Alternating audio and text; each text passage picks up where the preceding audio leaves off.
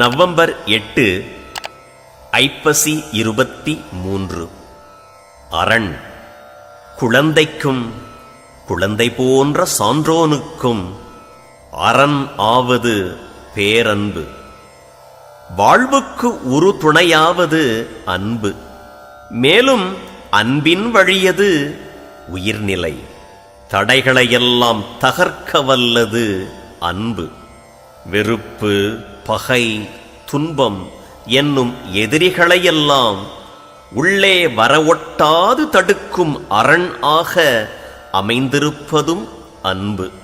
அதினின்று உலப்பில்லாத பேரானந்தம் பிறக்கிறது. அன்புற்று அமர்ந்த வழக்கென்ப வையகத்து இன்புற்றார் எய்துஞ் சிறப்பு.